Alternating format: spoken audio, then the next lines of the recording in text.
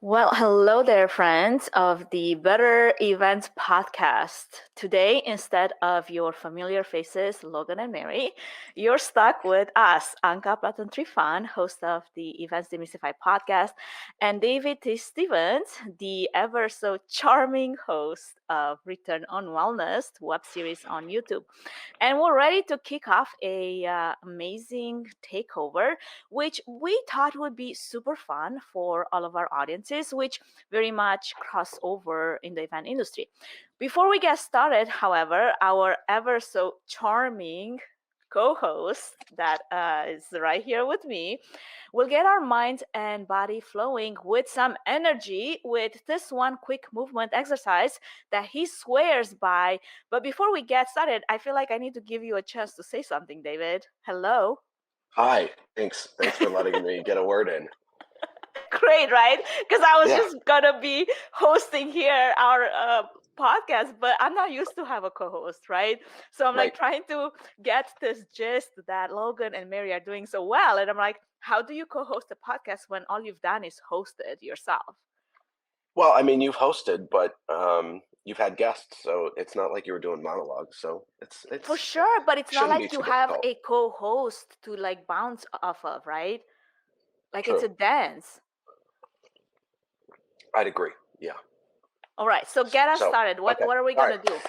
So I picked up this little thing during the pandy, as I like to refer to it. I attended an event for Splash, and their founder Ben Hinman did this thing going into all his meetings, which engages your entire being to help you check into that meeting. So we're going to push out our chairs. All right. We're I'm going to going to be stand up. off my audio for a second because I need to unplug. I'm wired here. Oh, let me go through it to make sure you hear everything, or you already unplugged. All right. So what we're going to do is kind of like the hokey pokey. We're going to shake our right arm first. We're going to count down from 5 out loud. So you got to use your voice, you got to use your mind, and you got to use your body. And then we're going to go to our left arm, then we're going to go to our right leg, then we're going to go to our left leg. So we're going to start, and then we're going to go all the way down to 1. So we'll start now. Right arm, 5, 4, 3, 2, 1. Left arm, 5, 4, 3, 2, 1. Right leg, 5, 4, 3, 2, 1. Left leg, 5, 4, 3, 2, 1. Right arm, 4, 3, 2, 1. Left arm, 4, 3, 2, 1. Right leg, 4, 3, 2, 1. Left leg, 4, 3, 2, 1. Right arm, 3, 2, 1. Left arm, 3, 2, 1. Right leg, 3, 2, 1. Left leg, 3, 2, 1. Right arm, 2, 1. Left arm, 2, 1. Right leg, 2, 1. Left leg, 2, 1. 1, 1, 1, 1. And you're done. So for the record, I was doing that without hearing you. So I'm not sure if I follow instructions. I just tried to follow the visual cues. So you probably had to think harder than other people. The great thing about it, so I read in I can't remember the I name can't of the book see you now. anymore. Like your camera changed angles or something. Oh, that's weird. Did you kick it with your foot? I think I kicked my chair. What I love about that is I read an article about a doctor who would box breathe before he would go into any patient's room, because what it did was it made him present for whatever that person's problems were. Yeah, I feel like I do that when I have to talk in front of people. Yeah, probably just to calm your heart rate. But his thing was he wanted to be present for that patient, and it was about patient care for him. That it didn't matter what happened with the last patient. He has an index of knowledge in his brain, but the idea was that when he walked into that patient's room, he was fully there to give the best possible care to that patient as possible. So a movement like that before a meeting checks you out of the last meeting and helps you be available to check into the next one. I love that. I never actually thought about it that way because I always use like box breathing, and we were going to talk about it a little later. How I use it just for calming my anxiety, especially if it's something stressful that's about to happen, or like talking in front of people, which is always stressful for me. So, like, that kind of centers me, and I can walk into whatever situation is without feeling so anxious about it. But like separating yourself from the previous meeting, previous whatever it was, right, circumstance, to be present into the next moment. That's interesting. Okay, I'll take that. And you know where box breathing came from, right? I mean, Military firefighters. Am I Navy right? SEALs. Nah, I I was so mean, close. the Navy SEALs got it from somewhere else, I'm sure, but yeah, it started with them. And if it's good enough for them to survive gunfire, whatever situation you're in that is probably not a life or death situation, totally applicable. But according to this book that I'm reading, it's called Spark, which I think you might have suggested it. When you are under that type of anxiety and fear, actually, the reality of what happens doesn't really matter because in your mind, you might as well could be under fire because that's what it feels like. Yeah, that's why our jobs are listed in the top 5 most stressful jobs as opposed to like ER doctors. That's true. They Well, they with aren't on that that, list. with that, since we're talking about how stressful our jobs are, let's maybe create this podcast around this topic of what are the top tips to survive while you're traveling for those stressful events, and we wanted to create some type of a useful list for whoever is listening so that they can take it and apply it. So with that, I want to name today's episode Traveling for Events, an Event Pros Survival Guide. I mean, who doesn't love, right, the glamour of hotel rooms? You're in one right now. It's so appropriate that I'm recording this in a hotel Right? room, and I just finished a workout. There you have it. And all that airplane food that I'm sure you're very fond of. And the coffee. I mean, I hope you have some good coffee because it sounds like you're sipping something. I do have coffee. Is yours coffee or what? No, mine is ginger turmeric tea. All right. You're like a 'Cause step above all of us. Well, because no, I'm just fighting off something from being exposed to dirty humans. All right. So let's get us started with that. How about you kick us off with maybe tackling the nitty gritty of prep work before you hit the road, because you happen to be on the road, as we just alluded to, you being in a hotel room, unless you live in a hotel room, which I don't think you do. And what does it look like for you to prep for surviving not just the event chaos, but what leads up to that, and what do you do to get that covered? Well, I know I take an approach as I kind of split the world, and I think about what I need to pack for the job and Mm-hmm. what I need to pack for me. And I think all too often we're so focused on the job we don't think about us. So for me, I happen to have it right here. I pack my jump rope. So this morning's I like workout, that. this morning's workout, I actually could have done in my hotel room if I had to, which I've had to do at previous conferences in Vegas when the gym isn't open in time. Yep. Um, I hate that in Vegas. yeah, Not only does it that's open late, but it also closes early. It's like so annoying. that's a whole nother conversation. Um, which, by the way, you can get them to open it early and close it later with offering to cover the increased cost of salary. But I've done that for previous events. Not as an individual, but if you have a meeting, you can get them to do Okay, that. that makes sense. I don't Um, know if I want to pay like $3,000 just to be working out in the gym yeah, before or after hours. it's I just had to pay the additional salary, which they don't pay that much, so it was pretty cheap. Okay. But so I have an app that I use that gives me basically road friendly workouts. There's a dumbbell version because hotel gyms are usually lackluster in a variety of equipment. There's like the full on version with barbells and all kinds of craziness, and then there's a body weight version. So that basically it has so many versions that you're out of excuses. And if you get up in the morning and you do something, um, if you know you're going to do that, then you'll pack accordingly. You'll make Yeah. sure that you can think about where you're going to be. If there's a fridge in the room, you can. Some people I've known, and I've done it in the past. If I'm going to be somewhere where I know meals are going to be dicey, I will pre-order like meal prep company, and have it delivered to the hotel, and put Yeah. it in the hotel fridge. But I always pack gym clothes. I always pack gym shoes. I pack my jump rope. I bring a shaker cup, and that way I can backfill the rest, be it a quick shopping trip when I land or something like that. So I I like know that. you do the same as well. Yeah, I definitely plan ahead when it comes to knowing if that hotel, whatever that might be, has a gym.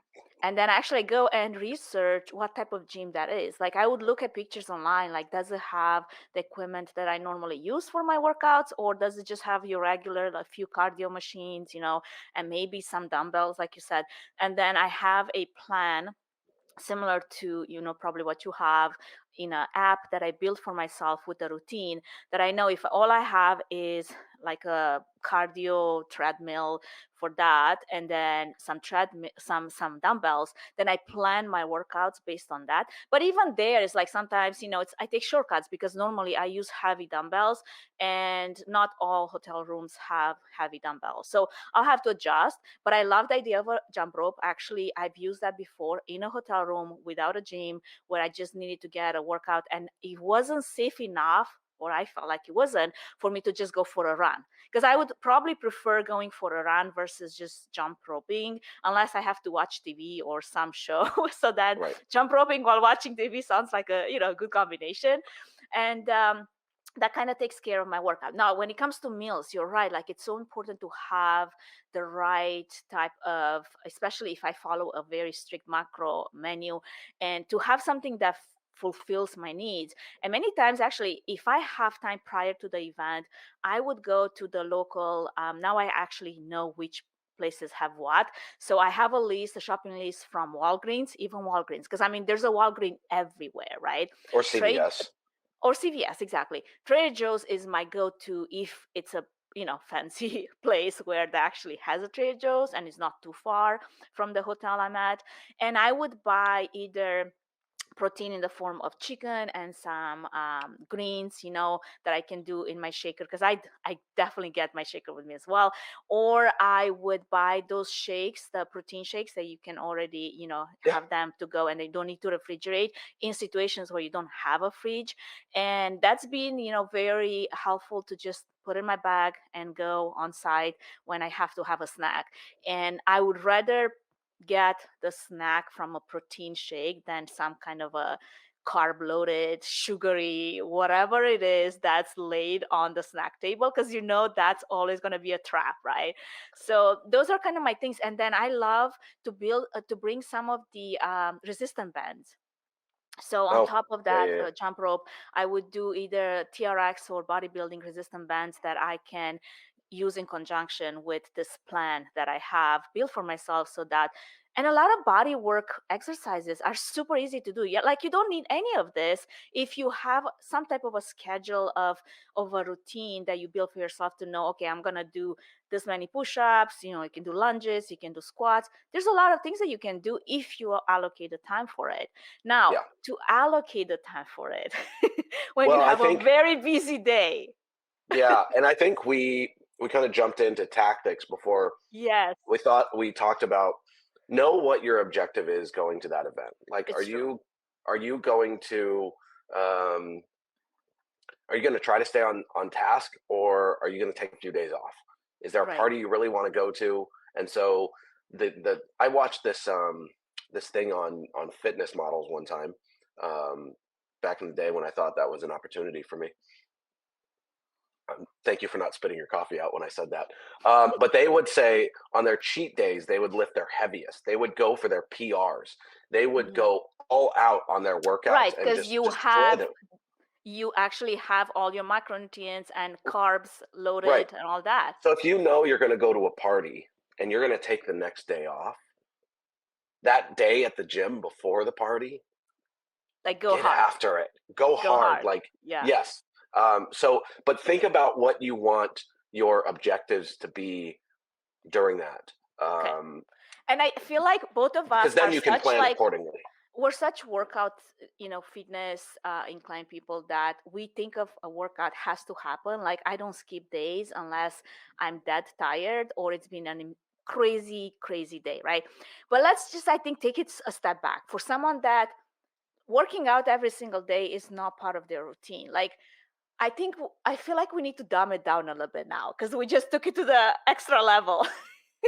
What would you do if you just want to incorporate some movement and you've got the steps, right? Like, I mean, you always have steps when you are on event sites.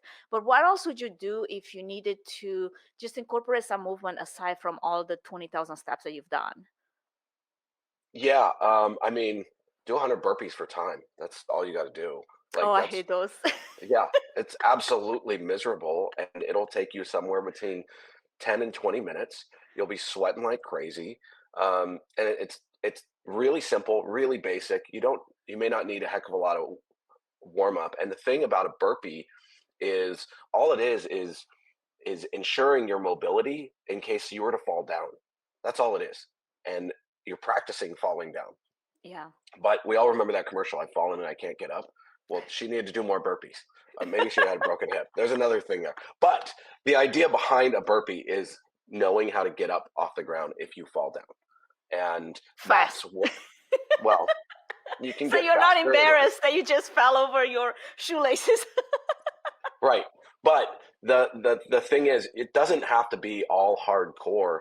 Something is always better than nothing. Yeah. And I think because the other thing to think about when you and I have talked about like IMAX and the parties, and like if you want to prioritize sleep at that event, think about that. And if you want to prioritize sleep, then you should probably deprioritize alcohol because that Yeah. impacts your sleep.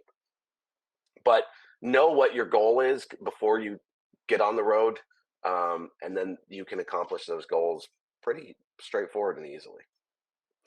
With a little bit of planning, because we were just talking, we covered the workout that we personally do. Now, you don't have to go that crazy if you're not on a regular workout routine like some of us are. Obviously, I have an end goal. You have a goal for your fitness as well, and it makes sense for us to stick with it. For me, it's easier to actually stick with it even when it's hard than to take days off and then get back into my routine. I feel like when I go back into my routine, I'm like so many like uh levels below where I was prior, even if it was just a week that we're talking about. And I care about my PR, so I care to keep like pressing forward and doing this overload progression versus having to go back like 50 pounds if I was on, pressing leg Right. press something really well, and now I have to go back so I can start, to get back where I was. So I want to keep and stick with what I know that works for me, in that workout routine. Now, when it comes to meals, like we said, planning again, it's so important. How many times have you gone to events where you were looking at the spread in front of you and you felt like there's like nothing for me to eat here? Um, I'm pretty fortunate that I don't have any dietary restrictions, except I don't like avocado, which is weird. I know. That is weird. But It's a but really good healthy fat. events are getting better with agency, and what I Hmm. mean by agency is look at. I always cruise the whole entire line before I start putting stuff on a plate Right. because you know what? There might be some really good looking cookies at the end of the line, so I'm going to skip the pasta salad. Hmm. Or maybe the dessert is just whole fruit or a fruit salad, and I'm like, okay, well, I'll be clean there. Um, I can get different things. So it's not about this um, cutthroat, rigorous thing. It's really about just making choices that create balance. And when you look at the line, and you should think about this when you're planning the menu as well, Yeah. give people the options because you don't know where people are. I always love a deconstructed salad so I can make my own. Um, but I might go, or I want two cookies. So I'm going to put greens down in a bowl and then put chicken on top of it. That's one of the reasons I like flying Delta is because Yeah. they have a hot protein in every lounge. And I'll usually put a salad down, put chicken on it, and then get a brownie because Yeah. it's about balance in life. Exactly. Yeah. I usually always keep the extra heavy, carb loaded cookies, desserts, just because it's not part of my plan. But you're right, there is a cheat day when I want to like take, part in this creme brulee extravaganza, and I can't say no to that. So I will, like you just explained so well, I will plan then even that plate of, of whatever what I'm getting based on what I want to have as dessert, or just because it's at the end of the day, it's all going to go towards my macros, right? So I can manipulate the numbers. Like if I want to skip breakfast because I want to have a better dinner, or I want to have, maybe that extra drink, I'll skip breakfast and I will allocate more macros at the end of the day, even though on a daily regular basis, that's probably not my routine. Like I want to carb load in the morning so I can fuel my workouts. But again, you can do that with a little bit of planning. So I feel like we covered enough on that. How about we look at some maybe quick stress relief techniques that we both use during events? And we alluded to the box breathing, right? What else do you do that kind of sets you for success when you know you have a very busy day? Um, it seems counterintuitive, but I always make sure I work out in the morning of an event day. Mm-hmm. Um, I know it doesn't really add up on paper, but for me, mentally, physically, when I might keep it simple and just do like a 15-minute run on the treadmill and do some like Mm-hmm. intervals and just get my heart rate up. Yeah. And for me, it's like a psych up. It's like getting myself amped up to go perform. Um, on the return on wellness, we talked about the fact that events are a team sport, and it really is a team, and it really is a sport, because you have a competition day, and for all the events people, you're going to love this. For everyone else, you're going to be like, this guy's crazy. You're competing against your attendees' expectations. I like that. That's your competition. And you and your team are all on the same page trying to beat their expectations, no matter what they are. And the worst part is you have no idea what those expectations are. So you have to show up. Your team has to show up. They have to be fed. They have to be fueled. They got to be amped. They got to be on the same page. They got to know the plays. All of those things have to take place on game day or show day. And I use the run as like my warm up, essentially, Yeah. because when teams take the field, they warm up before they take the field. And I like that. you are physically performing on that day, running around, checking on food, checking on AV, checking on this, dealing with people. And if you have primed yourself for the day, much like in that book Spark, your brain is ready to go, and you are going to be smart. You're going to be on top of things. You're going to be witty when you need to be, and handle the stress with ease and grace. I like that. Now, here's the challenge, because I do the same thing. Like if I have a very busy, even if it's not physically demanding, say I'm in front of my many monitors and I have to run production for this hybrid event or virtual event or whatever it is. Like say I'm not even on a site, on an event site, but I know that it's going to be very taxing from a mental point of view, like from my focus. I have to be on point with every single cue. I do the same thing. Like they say that a 30-minute run, it really primes you for being the most present and also focused on whatever the task happens after that. So I use that. And if I can get a workout in, even better. Sometimes probably workout happens at the end of the day after a very long day. But here's my question to you. Say you just, you're on an event site right now. You're going to have an event today, but this is not just the 1-day event. You have a 3-day conference where you have to be just as primed and on top of your game every single day. Day 3 as you were on day 1. Day 1 it's easy because you have the day before to prep for it, but now you're leading into day 3 after 2 days of like really hard long days, right? Like what do you add to keep yourself going when it's day 3, day 4, day 5? Sometimes some conferences are like, what were you guys thinking? Let's talk about agendas and the no break in between all the sessions, right? Just a little bit of meth. No, I'm just kidding. So I also want to go back a step about, you said a 30-minute run, and people are like, I can never run for 30 minutes. What if what I think you're quoting is from Spark. Right.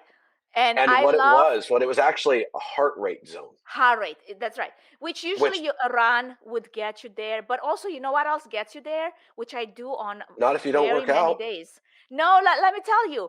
I go on an incline. You know how you have the incline on a treadmill? I think most Yep. treadmills go to 15 degrees and go at like 3 to 3.5 speed on an incline for 30 minutes. And I promise you, your heart rate will just be as high as running. If your knees don't support a run, or you're like, I can't even run for 5 minutes, let alone 30 minutes. And let me tell you, there's mornings when I can't run for 30 minutes, but I will do the incline walk. And that's when it Yep. gets your heart rate. And thank you for mentioning that, because you're right. It's about where your heart rate is during that time. Because there are literal biological things that happen in your blood, in your body, and your hormones that get released when you are in those heart rate zones. So that's another conversation. We can come back to that later. But I just want to call that out, that you don't have to run. You just got to get your heart rate up. Thank you. Maybe you can I'm just a read through. hardcore. I'm like, I go running. Maybe you can just read through your agenda, and that will do it for you. But anyways, And gets your heart rate high. so the last time I ran a multi-day conference, um, I was stoked because I came home like 7 pounds leaner, because this is quite honestly one where I had the catalyst. Is we go to these conferences and everyone comes home heavier, Yeah. and I was like, this isn't adding up. I would look at my app and see all my steps and all that. Like, I put out all this energy, and yet I came home heavier. What what am I doing? Like, what was the disconnect there? And I realized that by dialing in my diet at these events, Yeah. I could completely change what happened at that event, let alone if I was eating right, my And brain stay had better hydrated. fuel. Yeah.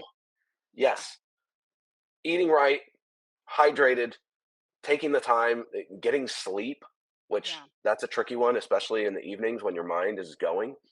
Yeah. But between those three things, I was able to drop 7 pounds in like 3 or 4 days, because I was putting down 25, 30,000 steps a day. Yeah. So the I see conferences actually as an opportunity to lean out. That's how I see them, because I know the increased energy output is going to happen there. So I will forego the party and or drink non-alcoholic beverages that are not full of sugar. Um, Careful with the mocktails, but like, club soda with a little bitters in it is Yeah. a very simple. You kind of feel like you're having something, like, you know, um, your increased expenditure is an opportunity to take advantage of. And if you're not, you're missing out. But you do have to also take into the account the time that you might have to recover, right? Like some people do not have downtimes during busy season, because what you just explained sounds great if you have downtime to recover from it, right? But if you lose pounds every conference you go to, and like just last season alone, I was like conference to conference to conference, and there isn't so much to lose at one point. All you lose is Oh, like your basically mind. I can't say I'm disciplined enough to keep those pounds all the way off all the time. Um, but to me, it was always whenever I was in that, it was game time to me, and it was Yeah. an opportunity to perform, and that was my focus. And I wanted to make sure, like, it, it, it was time on the field. Like, that was go time. And I played one sport in high school, and that was it. So like, I'm not a previous collegiate athlete or anything by any means, but like, those are our opportunities to shine. That's where we get center stage, and we really can showcase and take advantage of it, and leverage those opportunities to make the most of it for our bodies, and our minds will thank us for it.